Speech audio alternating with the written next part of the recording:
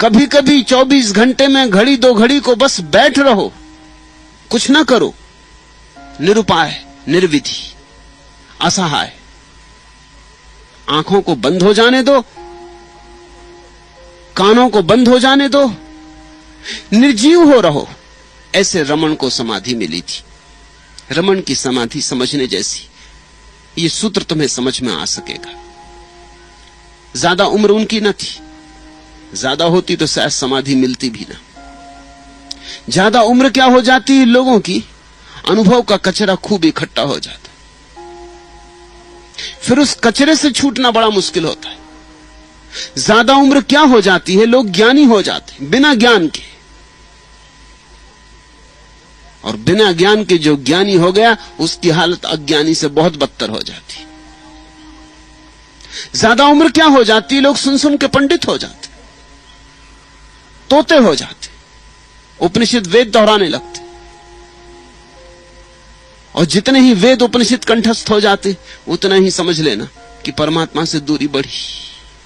अब तुम्हारा वेद नहीं जन्म सकेगा, अब तुम उधार वेद से बंध गए, अब तुम्हारा उपनिषद नहीं जन्मेगा, अब तुमने दूसरों के उपनिषद पकड़ लिए। 17 साल की उम्र थी रमण की। परिवार में किसी की मृत्यु हो गई।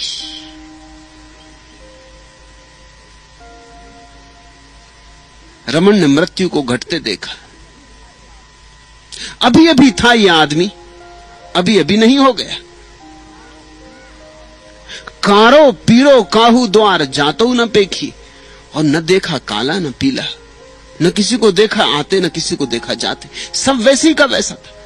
नाक मुंह आंख कान सब वैसे, हाथ पैर सब वैसे। एक क्षण पहले ये था और एक क्षण बाद न रहा। हुआ क्या? कौन चला गया? कहां चला गया? कहां से आया था? रमन को एक बात सूझी। बच्चों को अक्सर बातें सूझ जाती। घर के लोग तो रोने धोने में लगे थे। वो बगल के कमरे में चले गए और जमीन पर लेट गए, जैसा वो मुर्दा आदमी लेटा था वैसे लेट गए।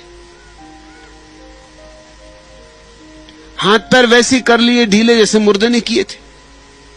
आंखें बंद कर ली।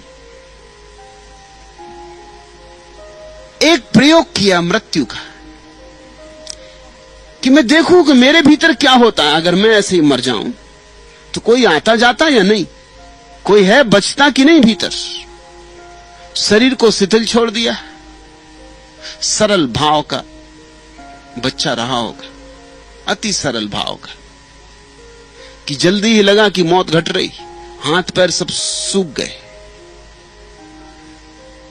थोड़ी देर विचार घूमते रहे, फिर विचार भी समाप्त हो गए। थोड़ी देर बाहर की आवाजें, रोना धोना सुनाई पड़ता रहा, फिर पता नहीं वे भी सब आवाजें कहीं दूर निकल गई, कान जैसे बंद हो गए। थोड़ी देर श्वास चलती मालूम पड़ती रही, फिर उससे भी दूरी हो गई।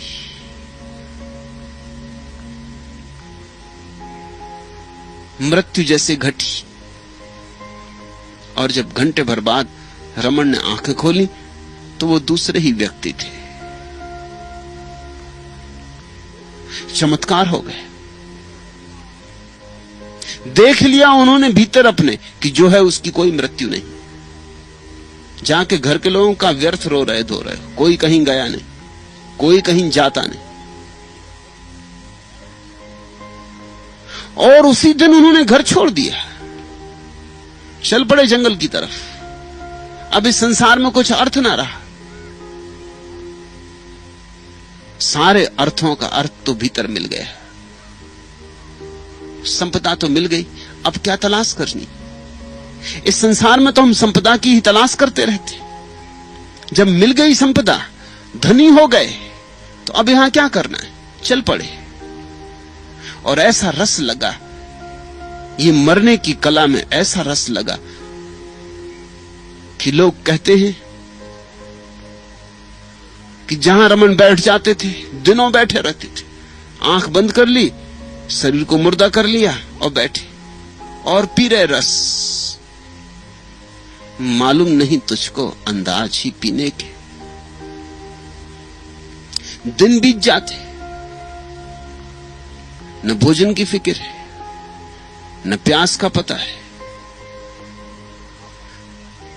लेकिन एक आभा प्रकट होने लगी, एक तेजो मंडल आविर्भूत होने लगा, चारों तरफ एक सुगंध फैलने लगी। लोग सेवा करने लगे, लोग भोजन ले आते, हाथ पैर दबाते कि लौट आओ, भोजन कर लो। कोई पानी ले आता, कोई स्नान करवा देता, नहीं तो वो बैठे रहते बिना स्नान के, मक्खियों के झुंड उन पे बैठे रहते, और वो मस्त है, वो मदहोश है। लोग पूछते तुम करते क्या हो, तो वो कहते कि मैं कुछ भी नहीं करता, करने की कोई जरूरत ही नहीं। फिर यही उनका जिंदगी भर संदेश रहा। जो भी उनके पास जाता पूछता हम क्या करें परमात्मा को पाने को, तो वो कहते करने की कोई जरूरत नहीं, बस बैठ रहो, खाली बैठे रहो। खाली बैठे बैठे बैठे एक दिन ऐसा सुर बंध जाएगा कि जो भीतर है उसकी प्रतीति होने लगेगी, बाहर से मन मुड़ जाएगा, भीतर का अनुभव होने लगेगा।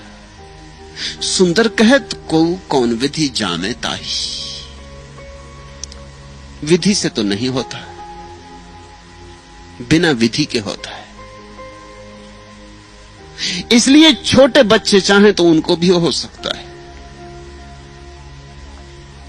स्वस्थ को हो सकता है, बीमार को हो सकता है, बाजार में जो बैठा है उसको हो सकता है, हिमालय पे जो बैठा है उसको हो सकता है, सुंदर को कुरूप को, गरीब को अमीर को, पढ़े लिखे को गैर पढ़े लिखे को, सबको हो सकता है। क्योंकि बात सब छोड़कर भीतर थोड़ी देर चुपचाप डुबकी मार लेने की है।